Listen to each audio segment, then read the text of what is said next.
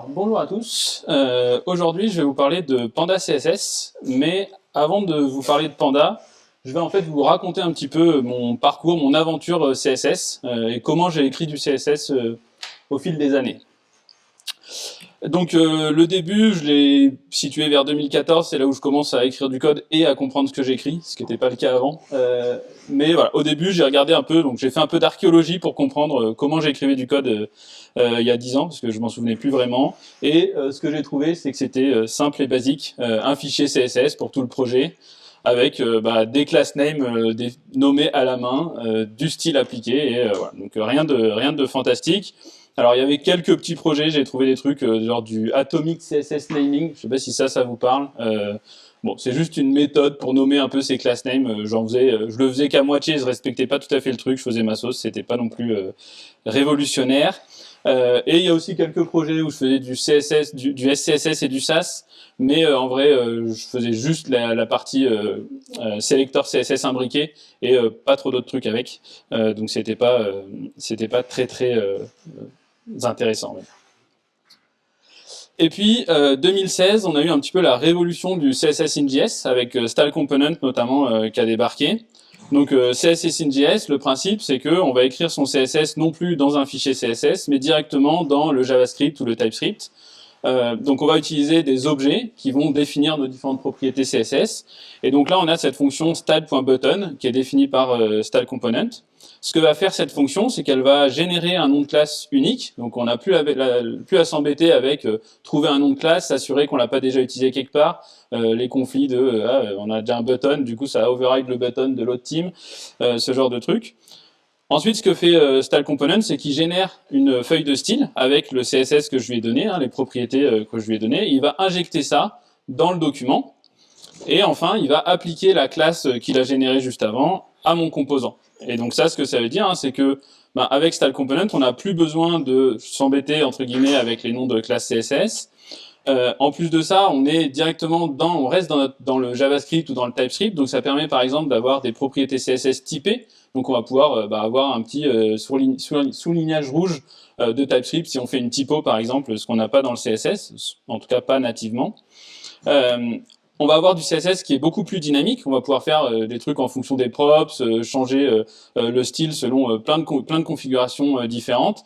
Et ça, sans avoir à définir plein de classes différentes et de les appliquer conditionnellement. On va juste pouvoir changer le style directement. C'est assez instinctif et relativement pratique à utiliser. Donc Style Component, moi je l'ai utilisé au début, après ça a été remplacé on va dire par Emotion, mais c'est exactement le même fonctionnement, on est toujours sur la même logique de injecter dynamiquement du style dans la page. Donc ça c'est le setup que j'ai utilisé jusqu'en 2021 environ, et en 2021 j'ai commencé un petit peu à voir les problèmes récurrents avec ces systèmes-là, avec le fait de faire du CSS in JS, donc de l'injection de style à l'exécution. Et les problèmes qu'il y a principal, c'est de la performance. Alors, ça coûte pas si cher que ça en termes de performance, d'injecter un bout de classe, une définition de classe CSS dans le document. Le problème, c'est qu'on va faire ça pour chaque composant. Donc, si on a une application React, chaque composant, il y a probablement du style qui va avec. Et donc, dès qu'on affiche un de ces composants, on doit injecter un bout de style.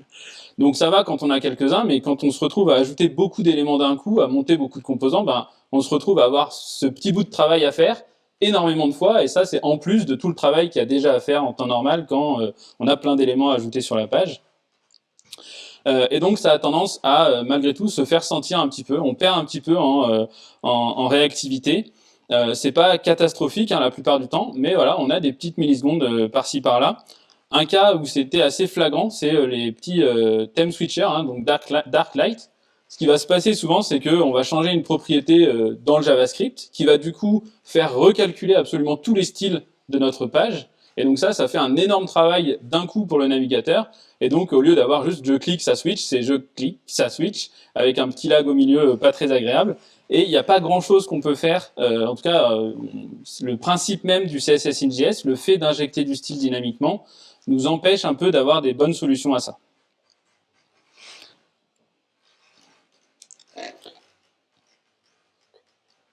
Alors, en 2021, il y a un autre truc qui permet de faire du CSS qui a commencé gentiment à devenir populaire.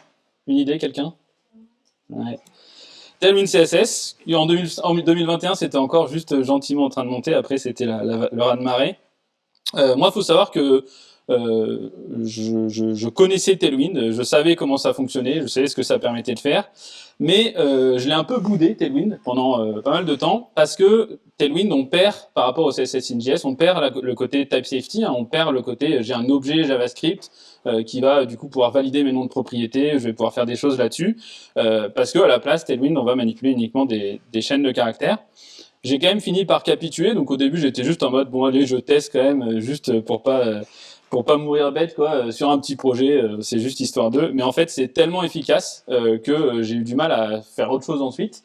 Tailwind c'est vraiment notamment bon, il y a un petit temps d'adaptation pour connaître un petit peu quel est le nommage des différentes classes CSS, mais c'est relativement intuitif. Et ensuite ça va vraiment très très vite pour faire du style. Et en plus de ça, Tailwind il a des design tokens qui sont particulièrement bien faits, j'en reparle un tout petit peu après. Alors juste petit rappel de comment fonctionne Tailwind. Le principe de Tailwind CSS, c'est que Tailwind nous fournit un ensemble de classes utilitaires. Alors une classe utilitaire, c'est quoi? C'est une classe CSS qui applique une seule propriété CSS, donc une propriété, une valeur. Okay, une classe utilitaire, c'est une classe, une propriété, une valeur. Donc ce que ça veut dire, ça, c'est que ce que va faire Tailwind, en fait, hein, c'est que quand on va compiler notre application, donc nous, dans notre appli, on utilise ces classes-là, et ensuite, quand on compile l'appli, donc au moment de produire le code pour la production, Tailwind, il va lire tout l'ensemble des fichiers de notre code et chercher les classes CSS que lui connaît, et toutes les classes CSS qu'il va trouver, il va les inclure, il va inclure leur définition, le style correspondant, dans un fichier CSS. Donc ça, ce que ça veut dire, c'est que quand on fait du Tailwind, on va générer absolument tout le CSS de notre application en une fois au moment de la compilation, et ensuite on ne va plus jamais modifier le CSS de la page, il sera défini pour absolument tout. Donc ça, on gagne un avantage hein, par rapport à ce qu'on avait avec le CSS in JS, on n'a plus ces problèmes de performance, on a un truc qui est complètement statique, qui par contre a un feeling un petit peu quand même, où on va définir nos styles inline, etc. C'est quand même un système qui fonctionne relativement bien. Autre grand avantage de Tailwind, je l'ai mentionné tout à l'heure, Tailwind il propose des design tokens qui sont très bien pensés. Alors les design tokens, si vous ne connaissez pas, c'est le fait de réduire le champ des possibles du CSS. En CSS, hein, si je fais un background de points, j'ai 16 millions de couleurs parmi lesquelles je peux choisir. Ce qu'on va faire quand on fait des design tokens, c'est qu'on va sélectionner certaines couleurs. On va dire ça c'est mon bleu, c'est cette variante-là, cette valeur-là de hexadécimale. On va lui donner un nom, on va dire elle s'appelle primary blue par exemple. Et ensuite on va se dire dans mon application, je vais toujours utiliser primary blue quand j'ai besoin d'une couleur bleue. Donc ça va permettre d'unifier pas mal les choses, mais ça permet aussi de faciliter les choix quand on est en train de développer, qu'on a un design, que ce soit pour le designer ou pour le développeur, on doit mettre une valeur de bleu. On n'est pas en mode je mets quoi, d'aller chercher une color palette, un truc un peu au pif. On a une liste de couleurs disponibles, on veut le bleu, on prend le bleu, on se pose pas trop de questions. Il faut savoir que les design tokens de Tailwind, ils sont vraiment très très bien faits. Ils sont faits par des gens qui s'y connaissent en design et en code. Et donc, ils fonctionnent relativement bien. Quand on fait du Tailwind CSS, on part un petit peu avec une longueur d'avance, parce que de base, les outils qu'on a à notre disposition, au lieu d'être ce CSS où c'est très facile de se tirer une balle dans le pied, c'est les design tokens de Tailwind qui limitent fortement les chances de faire un truc moche et qui sont assez pratiques. Tailwind CSS, autre avantage qu'il a maintenant, notamment, c'est que comme il est très populaire, il y a du support absolument dans tous les sens, hein, des linters, de l'autocomplétion, etc. Et dernier avantage de Tailwind, qui est un peu contre-intuitif, parce qu'on peut se dire, on génère une classe CSS pour chaque propriété et chaque valeur, on va en faire des centaines, mais en fait, Tailwind, ça produit beaucoup moins de CSS au total. La raison pour ça, c'est que certes, au début, on va utiliser des nouvelles classes quasiment tout le temps, mais très vite, on va se mettre à réutiliser les choses qu'on a déjà utilisées. Et donc le truc, c'est qu'une classe CSS, une fois qu'elle est définie une fois, on n'a pas besoin de la redéfinir. Qu'on l'utilise une fois ou 1000 fois, c'est la même chose. On a besoin que d'une fois cette classe CSS. Et donc ce qui se passe, c'est qu'en pratique, le nombre de classes CSS, il va faire une espèce de courbe logarithmique, où plus ça va, et moins on en ajoute des nouvelles. Et donc plus le site est gros, et plus c'est intéressant d'avoir Tailwind, parce qu'on va avoir une quantité de CSS qui est proportionnellement par rapport à d'autres solutions bien plus faible. Si vous avez des projets Tailwind, je vous conseille d'essayer de faire un build de votre app, d'aller ouvrir le fichier CSS qui a été généré, et d'aller regarder ce qu'il y a dedans. c'est assez étonnant le peu de choses qu'il y a et le fait qu'en fait, il n'y a pas tant de CSS que ça qui est généré. Donc ça nous amène aujourd'hui, en 2025, où globalement, Tailwind, c'est l'outil que j'utilise pour à peu près tous mes projets. Je fais quasiment que ça, mais Tailwind, c'est sympa, mais il y a quand même quelques petits trucs qui me chafouinent un peu, qui me posent problème. Premier problème, c'est Tailwind Merge. Donc quand on fait du Tailwind, notamment quand on fait du Tailwind avec un framework front-end comme React, on va souvent avoir besoin de combiner des morceaux de classe Tailwind. Donc par exemple, j'ai mon bouton qui a son propre style, mais je veux aussi avoir une propre class name qui permettra de changer par exemple des paddings, des margins ou n'importe quoi, d'override certaines propriétés de mon bouton. Si je fais ça, je vais me retrouver avec, si je fais ça de manière un peu naïve, où j'essaye de combiner ma class name de mon bouton avec une class name qui vient des props, je vais pouvoir me retrouver avec un cas qui est problématique, qui est celui-là, où j'ai mon élément de... Quand j'utilise mon bouton, j'essaye de set un background, mais mon bouton il a déjà un background, donc j'ai deux propriétés qui changent le background. Quand on a ça, quand on a des class names comme ça, l'ordre qui va être appliqué, il dépend de dans quel ordre les classes sont définies dans le fichier CSS. C'est pas ce qu'on veut ici, souvent ce qu'on veut c'est le dernier gagne, et c'est pas ce qui va se passer. Et donc pour résoudre ce problème-là, on a une librairie qui s'appelle Tailwind Merge, qui comprend, qui connaît les classes Tailwind, et qui est capable, quand on lui donne une chaîne de caractères comme ça, de réduire, entre guillemets, de supprimer les doublons et de garder toujours que la dernière. Donc ça marche, mais du coup, on rajoute une petite surcouche à notre Tailwind. On est obligé d'appeler ce Tailwind Merge un peu partout, et Tailwind Merge, il n'est pas très efficace. Comme il doit manipuler des chaînes de caractères, il est obligé à chaque fois qu'on l'appelle de parser, entre guillemets, les classes, de les découper, de trouver quelles classes sont là, lesquelles appliquent à quelle propriété, faire sa petite tambouille, et ensuite de nous retourner une nouvelle chaîne de caractères. Du coup, souvent, on se retrouve avec un flow où en fait, on passe notre temps à parser des classes CSS pour recréer une chaîne de caractères, pour les reparser 2 minutes plus tard dans un autre composant, les recréer. Bon, c'est pas optimal. Alors en termes de performance, moi j'ai jamais vu ce Tailwind Merge être un problème, mais bon, c'est quand même pas idéal, et puis c'est un peu contraignant de devoir faire ça partout. Bon, ça c'est un petit peu une conséquence de manipuler des chaînes de caractères de manière générale. Le deuxième problème que j'ai avec Tailwind, c'est les syntaxes avec plusieurs modifiers. Alors les modifiers dans Tailwind, c'est ce over de points que vous avez là, qui permet d'appliquer du style à des pseudo-états ou des pseudo-éléments. Donc là, en l'occurrence, on va dire que mon élément, quand il est survolé, donc avec un over, on veut lui donner une couleur de texte blanche. Ces modifiers, on peut les combiner. Là, par exemple, je change la couleur de l'élément 2.2.after quand l'élément est à la fois survolé et désactivé. Ça n'a pas trop de sens, mais c'est pour l'exemple. Et donc le problème, c'est que quand on fait ça, on va devoir répéter ces modifiers pour chaque propriété. Et donc on se met à écrire du code comme ça. Alors on fait pas ça tous les jours, c'est pas un truc qu'on fait très souvent, mais les quelques fois on le fait, et notamment quand on essaye de créer des composants vraiment réutilisables, qui gèrent plein d'états différents, etc., on se retrouve avec du code comme ça qui est quand même pas très sympa à écrire et pas très élégant. Donc si j'essaye un petit peu de réfléchir à une wishlist, qu'est-ce que je voudrais, c'est quoi une librairie de CSS parfaite pour moi? Je voudrais les performances du CSS statique de Tailwind, comme ça pas d'injection de style dynamique, pas de problème à l'exécution, tout est rapide. Les design tokens de Tailwind, tant qu'à faire, ils sont très bien, ils marchent très bien, aujourd'hui ils sont ultra universels, autant les garder. Mais je voudrais avoir l'ergonomie du CSS in JS en même temps. Je voudrais avoir mes objets JavaScript qui définissent mes propriétés, mon type checking, etc. Et donc c'est là que entre en jeu Panda CSS. Panda CSS, c'est globalement ça. C'est-à-dire qu'on va avoir une expérience développeur qui est similaire à ce qu'on avait dans Emotion ou Style Component, avec une fonction CSS ici, à laquelle je passe un objet, et cet objet, il va m'appliquer un certain style. En plus de ça, Panda CSS, il vient avec les design tokens de Tailwind par défaut. Alors c'est quelque chose qu'on peut configurer, si on n'en veut pas, on peut les changer, mais par défaut, on a les design tokens de Tailwind, ce qui fait gagner un temps fou, notamment quand on fait du Tailwind depuis 3 ans. Donc ça c'est super. Mais par contre, le CSS de Panda CSS, il est statique. Alors comment ça marche ça? Parce que c'est un petit peu perturbant au début, il faut bien comprendre le fonctionnement. En fait, quand on écrit un bout de code comme ça, il va se passer deux choses différentes. La première chose, c'est qu'à l'exécution, cette fonction CSS à qui on passe un objet, elle va faire une chose et une seule chose, elle va transformer cet objet en une chaîne de caractères de ce qu'on aurait pu écrire avec Tailwind. C'est-à-dire qu'elle convertit des objets en classes utilitaires.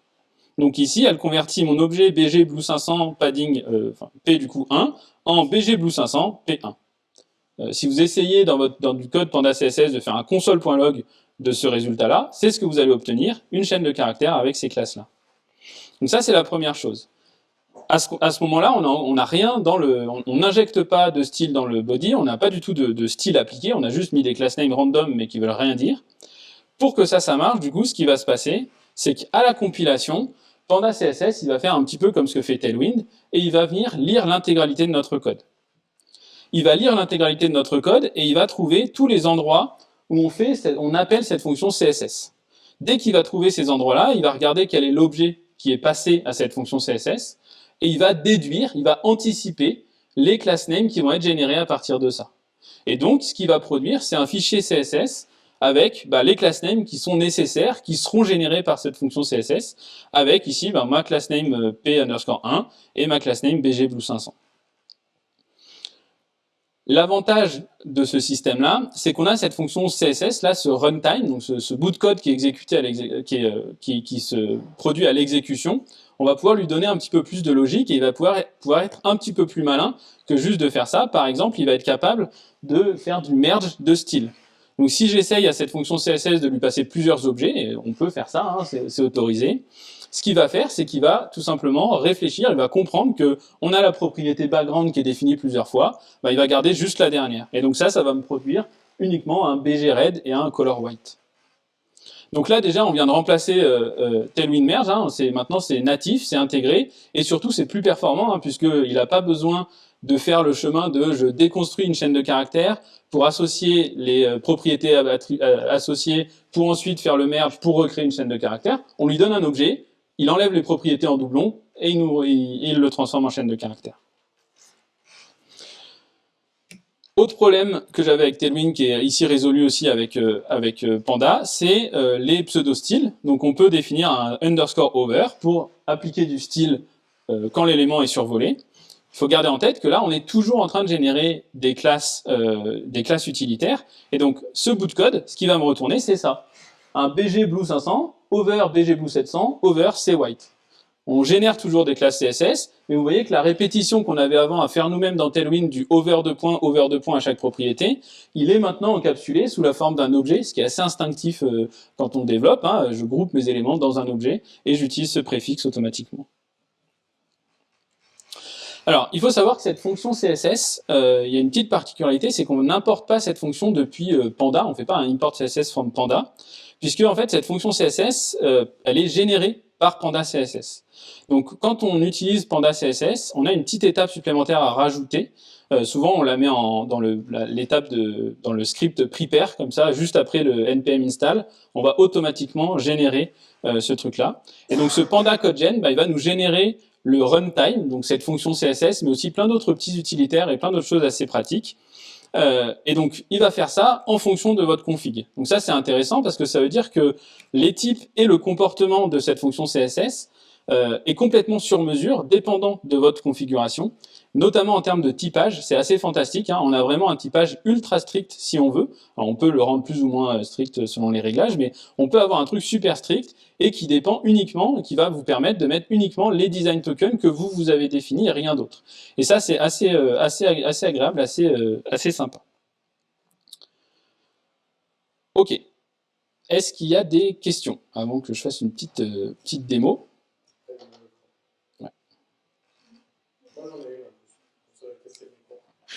Comment tu couples deux modifiers, donc over et after et disable, ça se marche bien? C'est t'encapsules les objets? Tu les imbriques, ouais. Tu les imbriques. Ok. C'est géré au niveau du merge. Donc quand il fait un merge, il remplace pas juste les propriétés. Il comprend que s'il y a un objet, il va le merge de manière imbriquée, et donc tu vas avoir le comportement que tu attends, quoi. Est-ce qu'il y a d'autres questions dans la salle? Ouais. Attention, le micro est très petit, faut pas la. Est-ce que tu peux montrer le slide juste avant ou avant avec un... Oui, donc là par exemple BG, on a Blue 500 est-ce que cette valeur, ça peut être une variable ou il faut que ça soit un littéral Ouais, donc ici, par défaut, on va dire, là en l'occurrence, j'ai mentionné donc, ce que va faire Panda CSS ici, ça dépend de ta configuration. En l'occurrence, ici, Panda CSS, il est configuré avec les design tokens de Tailwind, et donc il sait que Blue 500, c'est un design token. Et donc ce qu'il va faire, je pense que j'ai sur mon exemple ici, il va faire ça en gros. Il va te donner un background avec, il va aller chercher, donc lui, il s'occupe de définir tous tes design tokens en tant que CSS variable, et il te les met. Faut savoir que globalement, Panda CSS, contrairement à Tailwind qui est assez opinionated, hein, Tailwind il a une manière de fonctionner qui est un peu imposée à tout le monde. Panda CSS il est vraiment très flexible et donc c'est possible de faire plein de choses différentes et plein de choses un peu complexes. Un des trucs qu'on peut faire hein, avec Panda, c'est on pourrait mettre n'importe quelle valeur ici en tant que BG, hein, background ou n'importe quelle autre propriété. On peut lui dire qu'on ne veut pas et qu'on veut que ça fasse une erreur de type, mais nativement, en fait, on peut générer absolument tout, y compris des valeurs qui ne sont pas valides, entre guillemets. Ça pose pas de problème. Mais est-ce qu'on peut mettre une variable JavaScript, genre pas une chaîne de caractères entre guillemets? Donc ça, c'est une bonne question. Globalement, effectivement, non. Je montrerai ça un petit peu tout à l'heure en démo. Mais effectivement, il faut garder en tête que c'est un petit peu comme si vous faites du Tailwind. Hein, vous savez que vous ne pouvez pas créer dynamiquement des noms de classes Tailwind. Si vous faites BG- plus Blue 500, ça ne marchera pas. Parce que Tailwind, quand il lit le code, il ne trouve pas le BG Blue 500 qu'il cherche. Avec Panda, c'est un petit peu la même chose. Il faut que Panda puisse comprendre et extraire de manière statique, donc juste en lisant le code, pas en l'exécutant, quelles vont être les classes CSS générées dont il a besoin. Donc la réponse c'est plutôt non. Après Panda il est assez smart dans la manière dont il essaye d'extraire les trucs. Et donc par exemple si ce Blue 700 était déclaré en tant que variable dans le même fichier, en tant que const un peu plus haut dans le fichier, il s'en sortirait. Parce qu'il est capable de dire, ah, cette variable, elle est là-haut, je la connais, et il est capable de résoudre le truc. Par contre, si ça vient d'un autre fichier, par exemple, comme l'extraction de CSS se fait uniquement un fichier à la fois, il ne pourra pas le détecter.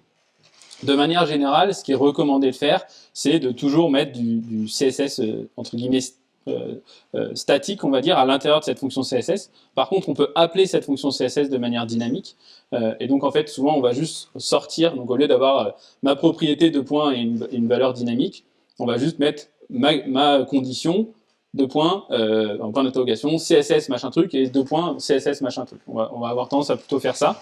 Mais voilà. Donc, je vous montrerai un petit peu plus un exemple un peu plus concret juste après. Est-ce qu'il y a d'autres questions avant ça? Je te propose qu'on passe peut-être à la démo. Je passe à la démo et on... À la fin pour obtenir les qualités. Bonne idée. Je valide. Hop.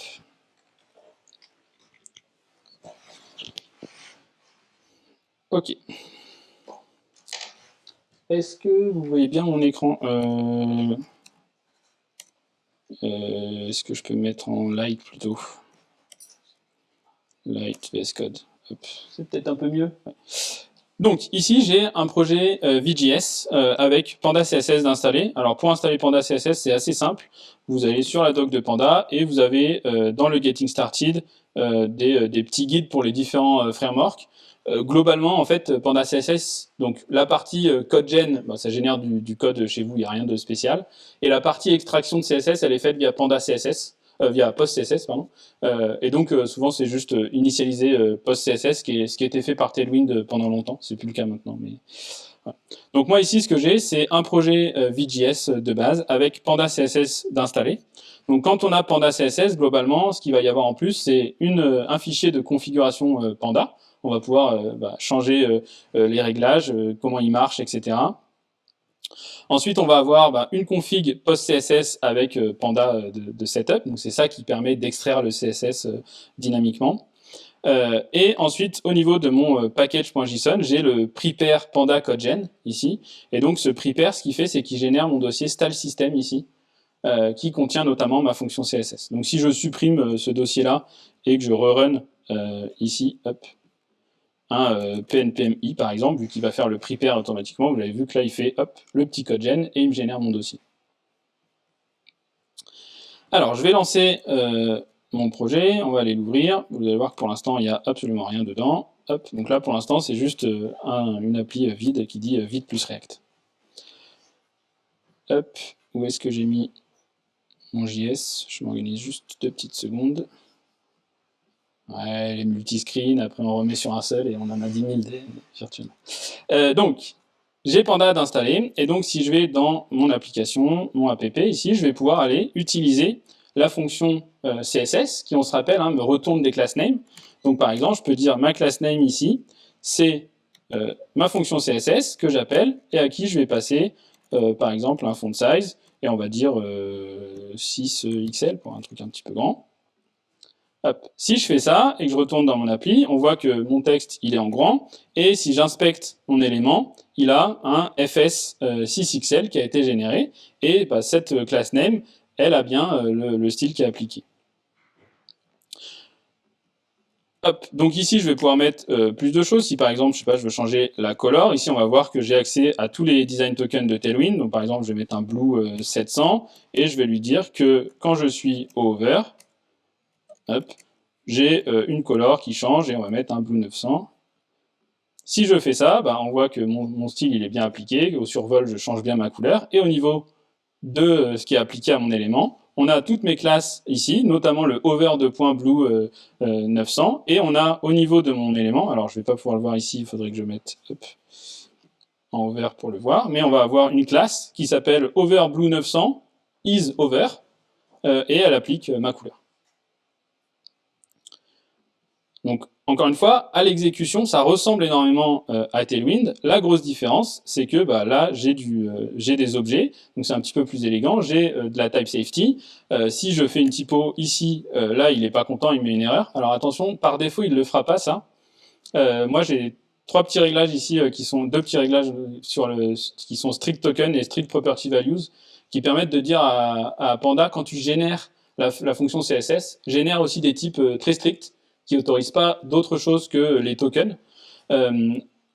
Ça, c'est pas un problème, notamment parce qu'il y a quand même une manière dans Panda de faire un escape hatch, qui est le même que dans Tailwind, à savoir que si je veux mettre un truc custom ici, je peux mettre des crochets, et là, il me laissera faire ce que je veux. Et donc ça, c'est pas mal. Au passage, vous allez voir que si je fais ça, il va me générer tout va marcher entre guillemets, c'est-à-dire que là il me génère une classe C_YOLO qui fait un color YOLO, et c'est juste au niveau du CSS que ça coince, où il dit bah là je sais pas ce que tu as essayé de faire, ça marche pas. Donc ça c'est pas mal, et du coup ça rend le fait d'avoir un truc très strict qui par défaut autorise que les design tokens assez facile à utiliser, et à la fois dès qu'on veut dévier de ces trucs là, c'est facile à faire, mais c'est explicite que on n'est plus dans nos design tokens, et du coup potentiellement c'est une erreur. Hop. Alors, je vous disais tout à l'heure qu'on peut faire des overrides. Donc, si ici, j'essaye de remplacer une propriété, ça va fonctionner. Si, par exemple, je lui dis, non, en fait, ma font size, je la veux en 2XL, pour que ce soit plus petit et visible. Hop, bah, il fait la logique tout seul. Vous voyez que j'ai pas 2 FS qui sont appliqués. J'en ai un seul qui est mon 2XL. Il n'a pas appliqué le reste. Et donc, bah, ça marche assez instinctivement, on va dire. Hop, alors... On a eu un petit peu la question tout à l'heure, il faut bien garder en tête effectivement que Tailwind, Panda, il a besoin de comprendre, entre guillemets, juste en lisant le code, quelles vont être les classes générées. Ce que ça veut dire, c'est que si je m'amuse par exemple à faire un truc comme ça, je vais créer un useState et je vais lui dire que je veux mon blue.700, ici, alors je vais mettre un asconst pour qu'il me laisse tranquille sur les typages, et si je lui dis ensuite ma color, c'est ça, alors là je crois que ça va marcher, juste parce qu'il n'a pas supprimé la class name d'avant. Mais si je change ma couleur maintenant, et je dis, ah non, en fait, c'est red ici, tac, on va voir que bah là, ça ne marche plus. Donc, il a bien généré une class name C_red700, mais il n'a pas été capable de comprendre qu'il allait avoir besoin de cette classe, et donc elle n'existe pas dans mon CSS, elle n'est pas définie, et donc ça ne marche pas. Je redis ce que je disais tout à l'heure, mais globalement, il ne faut pas s'amuser à faire des éléments comme ça dynamiques. Donc, par rapport à ce qu'on faisait en CSS in JS, il faut faire un petit peu attention. Mais honnêtement, ce n'est pas une trop grosse contrainte. C'est assez facile au final de s'y plier. Faut juste, une fois qu'on sait comment ça fonctionne, c'est assez simple à manipuler, je trouve. Alors, autre chose que Panda propose, c'est qu'ils permettent de faire ce qu'ils appellent des patterns, qui sont des sortes de petits raccourcis, des trucs qu'on utilise tout le temps. Si par exemple, je m'amuse ici, alors je vais vais virer ma class name et je vais juste copier-coller mon élément et je me dis ah bah je voudrais faire un display flex horizontal. Au lieu d'aller faire toutes mes propriétés CSS, il va en fait Panda par défaut il exporte tout un tas donc, de patterns, vous disiez, et notamment on a un hashtag donc qui est un stack horizontal, donc un flex row. Et donc si je lui dis juste hashtag comme ça, tac, avec rien d'autre, il va me générer automatiquement toutes les propriétés. Donc on reste encore et toujours sur des classes utilitaires.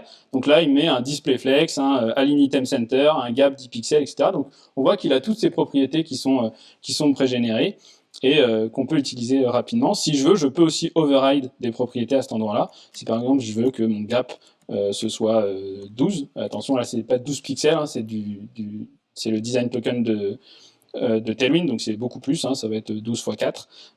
Ici, on voit que ça passe et ça fonctionne. La dernière chose qui est intéressante à savoir avec Panda, et après je vous laisserai poser d'autres questions peut-être, si on a encore un peu de temps, c'est il y a un truc qu'on peut faire.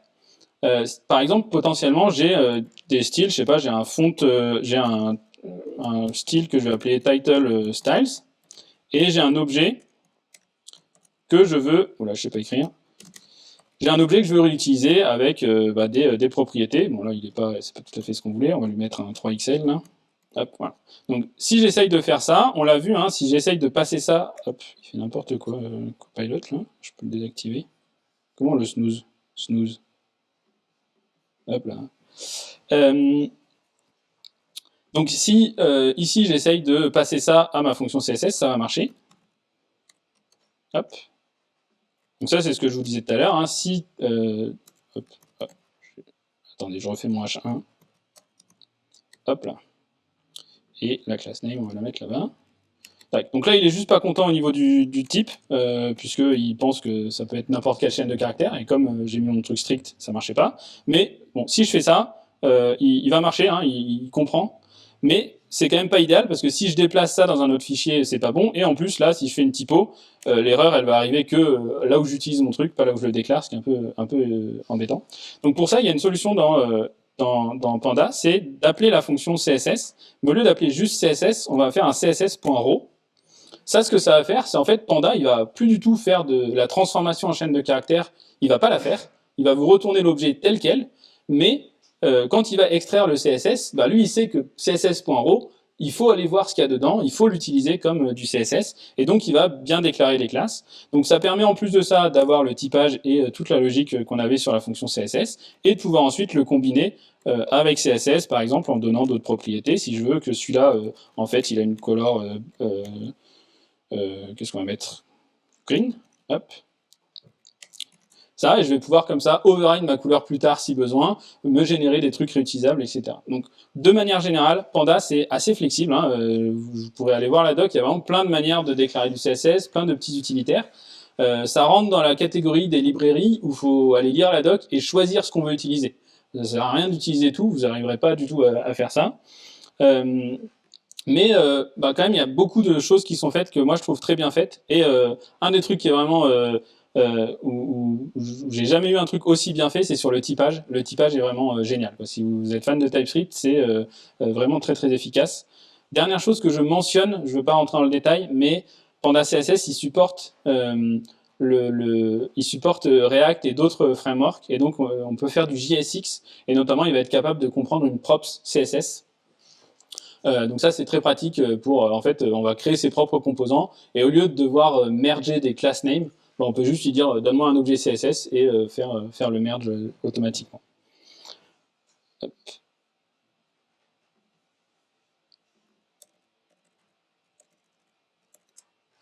Est-ce qu'il y a des questions?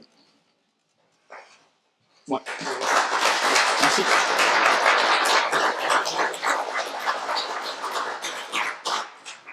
Yes. Est-ce qu'il y a des questions? Il y en a une là, une là. Je crois qu'il y avait une question déjà là-bas.